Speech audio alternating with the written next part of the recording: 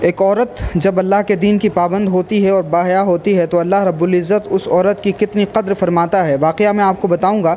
हज़रत ख्वाजा क़ुतबुद्दीन बख्तियार काकी रहमतुल्लाह अलैह के आस्थाने पर जब आप आएँगे तो बाईं जानिब जब मुड़ेंगे तो पहले हज़रत मौलाना फ़खरुद्दीन फ़ख्र जहाँ रहमतुल्लाह अलैह का आस्थाना है और उन्हीं के दीवार से बिल्कुल लगा हुआ ये हज़रत बीबी सारा रहमतुल्लाह अलैह का आस्थाना। आप हज़रत निज़ामुद्दीन अबुल मुअय्यिद की वालिदा मुकर्रमा हैं और आपके जो बेटे यानी हज़रत शेख निज़ामुद्दीन अबुल मुअय्यिद हैं उनका मज़ार मुबारक ये है। मलफूज़ात हैं हज़रत शेख निज़ामुद्दीन औलिया रहमतुल्लाह अलैह के फ़वाइदुल फ़वाद के नाम से शेख निज़ामुद्दीन औलिया रहमतुल्लाह अलैह का तज़किरा है और उन्हीं फ़वाइदुल फ़वाद के तज़किरों में हज़रत शेख निज़ामुद्दीन अबुल मुअय्यिद रहमतुल्लाह अलैह का ये वाक़या मौजूद है कि आप हज़रत कुतुब के हमज़माना थे यानी ख्वाजा कुतुब के हमज़माना थे। एक मरतबा दिल्ली में खुशकसाली हुई, सब लोगों ने दुआ की मगर बारिश ना हुई। लोगों ने आपसे अर्ज़ की कि आबादी से बाहर निकल कर के नमाज इस्तिस्का पढ़ें ताकि अल्लाह ताला बारान रहमत का नुज़ूल फरमाए। आप लोगों के साथ शहर से बाहर निकले और दौरान दुआ आपने अपनी जेब से एक कपड़ा निकाला और उसको लेकर के आसमान की तरफ उठाया और कुछ पढ़ा, फ़ौरन पानी पड़ने लगा। लोग भीगते हुए अपने घर को गए।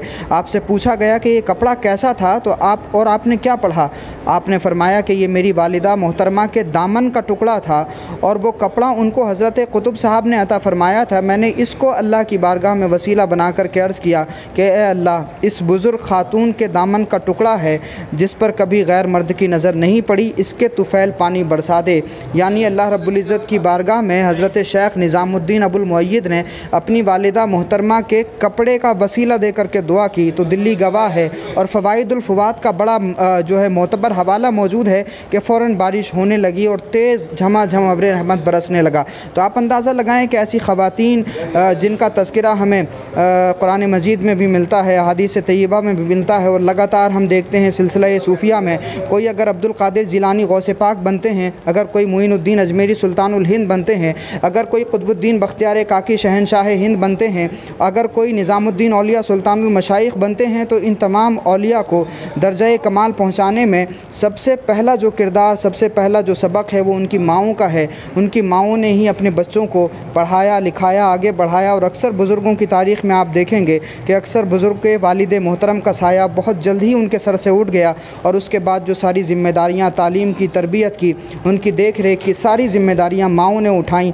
और फिर माएँ इतनी बाकरामत और बाहया थीं कि उनके बच्चे कहीं निज़ामुद्दीन बन कर के चमके, कहीं बाबा फ़रीद बन के चमके, कहीं ख्वाजा क़ुतबुद्दीन बख्तियार काकी बन के चमके, तो कहीं हज़रत शेख निज़ामुद्दीन अबुल मुअय्यिद बन के चमके।